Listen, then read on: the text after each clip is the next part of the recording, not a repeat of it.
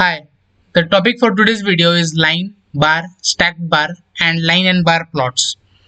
Before starting the video, please subscribe to our channel and press the bell notification icon to never miss out on our videos.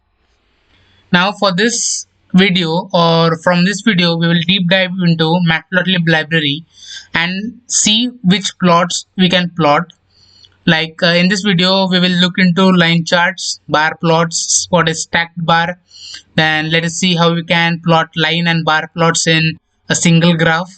So from in this video, we'll look into this, but in the from the next videos, we will talk about what is scatter plots. Then we will talk about violin plots, then heat maps, and many other plots that we can plot using Matplotlib. So let's start with the today's topic.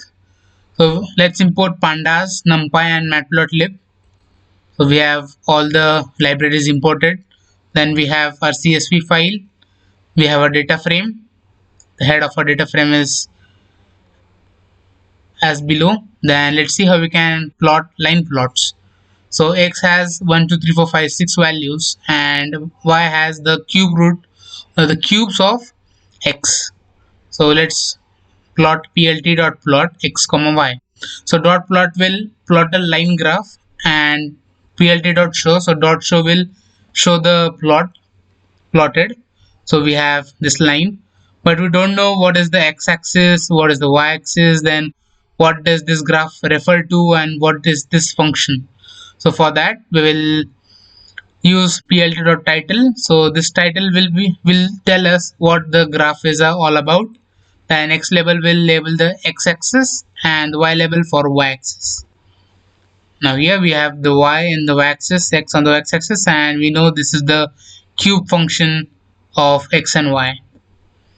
Now let's include one more line into it, or if you want to add cube roots of x onto this graph, so how can we do that? So I have a list called as z, and I have 1, 4, 9, 16, 25, 6, 36, which is square of the x values. Then I will plot x comma z. Then I will give the title as square and cube. Then I will set the x label as x and y label as y and z, because y is cube and z is square, so y and z. Then I will show the plot. Then you can see this blue line is the cube and the orange is square, but we don't know which is square and cube because there is nothing to show in the graph. So for that we use legend. So plt.legend, this dot legend function takes the argument as list. So we have this list, and the first plot is cube plot. So first we have to pass in the cube value, and then we have a square plot. Then after cube, then we have to pass a square value. So after this, when we run this, then we have this function, this small box which says blue is for cube and orange is for square. Now this is more readable and we know what the user wanted to do. But if you look at this function, you don't know what is the legend or what is the title, what is the y, what is the x. So by this function you can easily identify what is blue, what is orange, what is x, what is y, and what is this whole plot about. Now let's see how can we give some labels, or we can say some designs to our line plots. So we have some designs, like if we want to plot the first plot of cube as 0 or some dot function, so the dots will be plotted. And if you want x in the second square plot, then we have a cross plotted across. And this is all from the lines of the first data frame, line plots. Now let's see, or let's import another data frame, countries.csv, in which we have country, the year and the population in that year of that specific country. Then let's see Afghanistan's and Zimbabwe's our population plotted on the line graph. So for that, let's take out the Afghanistan, all the data frame from the original data frame.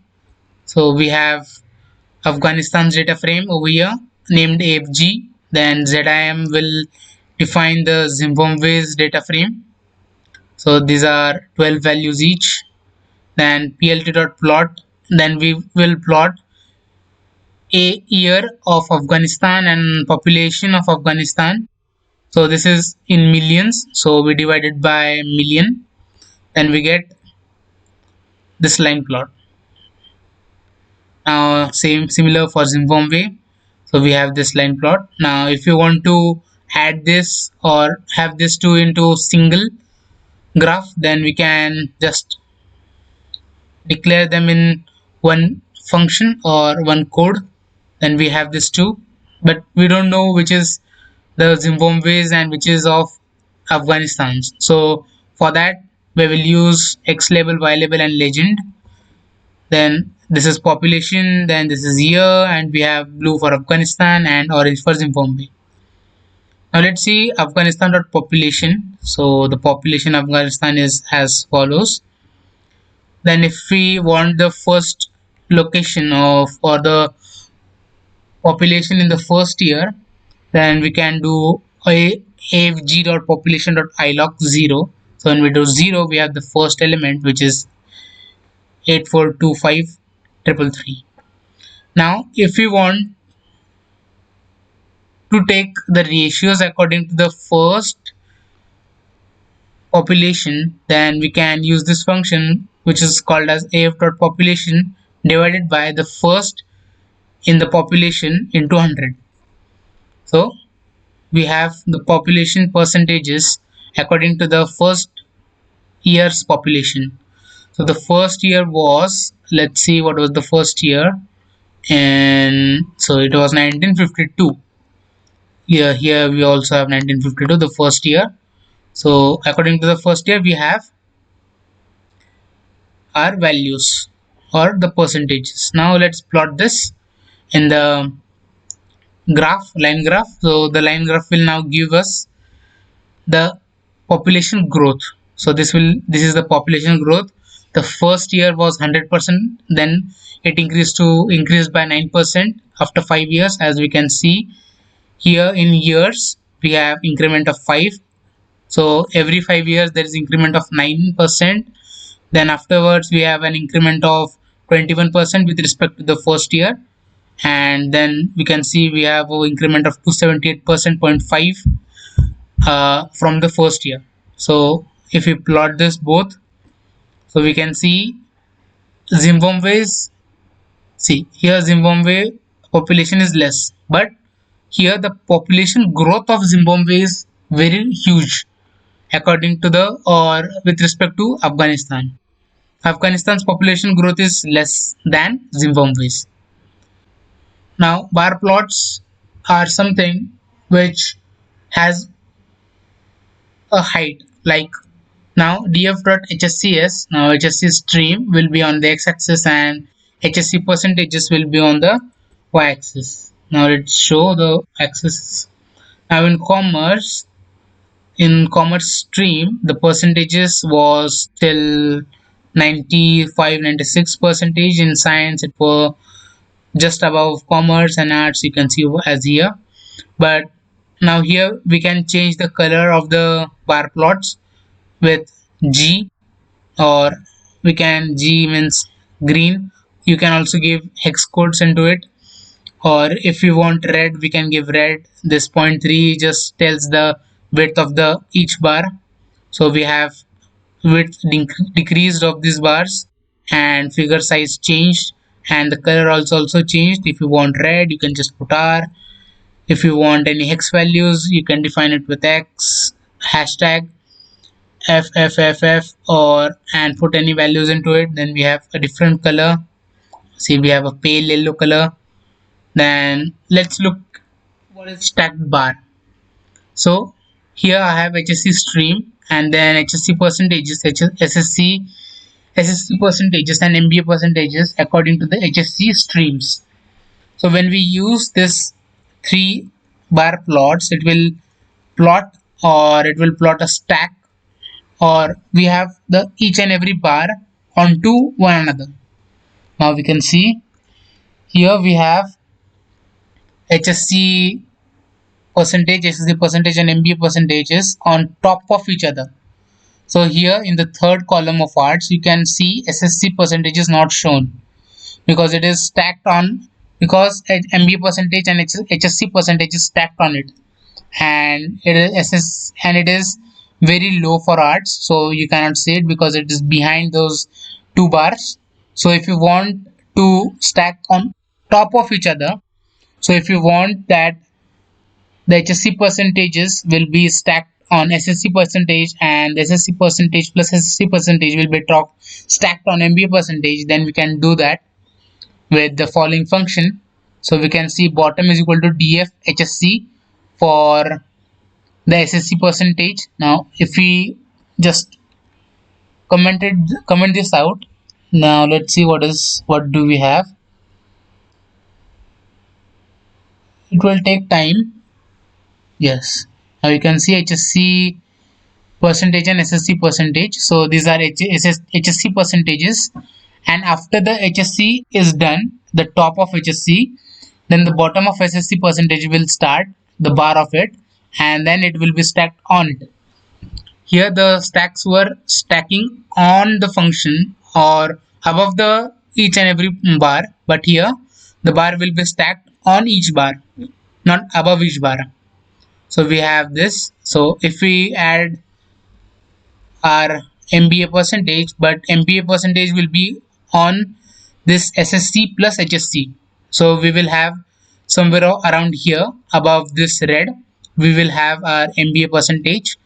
So we will write a function which says bottom is equal to np.add a numpy function to add these two lists. These are two lists. So we will add these two, df SSC percentage and HSC percentage, and pass in this bottom is equal to bottom 1. Now when we do this, we have our MBA percentage on top of HSC and SSC. Yeah, as you can see, we have first HSC percentage below, then on it we have stacked SSC percentage, then on it we have stacked MBA percentages. So these are stacking using matplotlib. Now let's see how we can design bar and line both in one graph. So let's see how we can do that. So let's define figure is equal to plt.figure fixed size. So we have a fig which has the figure size in it. Then ax, we have subplots. So we will look what is subplot in our further videos, but let's see how we can do this in this video. Ax dot bar. So dot bar is for our bar graphs. So we have this bar graphs and dot bar is used for it. Then we have Afghanistan's year and population, and color we have hex code. Then x1, which means we have another function in it, or we have to plot another graph. Then ax.twinx is used to twin or add the line onto the bar charts. So we have this ax1.plot Zimbabwe year and Zimbabwe population. Then we have used plot, so it means it is line chart, and dot bar means it is a bar graph. So bar graph and line plot are in one. So when we do x1 is equal to x.twinx, and we have these both in one graph.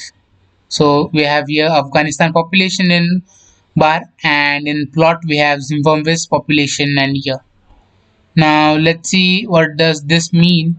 So this will tell us how our line graph should look like. So it should look like a dot and then a line, then the dot and then a line. Then the color of our line should be red. Then the line width of a line graph should be 3. We can give anything. So x dot grid, so it will show us the grid, or we can say plt dot grid.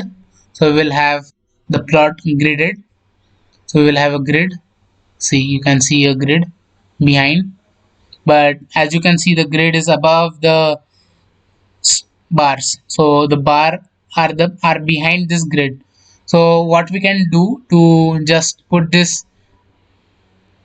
bars or this plot grid behind the bars. So we can use set axis below is equal to true. When we pass in this function which says set axis below, then the axis of this grid will be below each and every plot we have plotted. Then we can have this grid behind our bar plot. As you can see, now the grid is behind the line chart and the bar plot. So this is all from the video. If you like the video, please hit the like button, and if you have any doubts, please put it down in the comment section and we'll get back to your doubts. Thank you for watching the video. Thank you.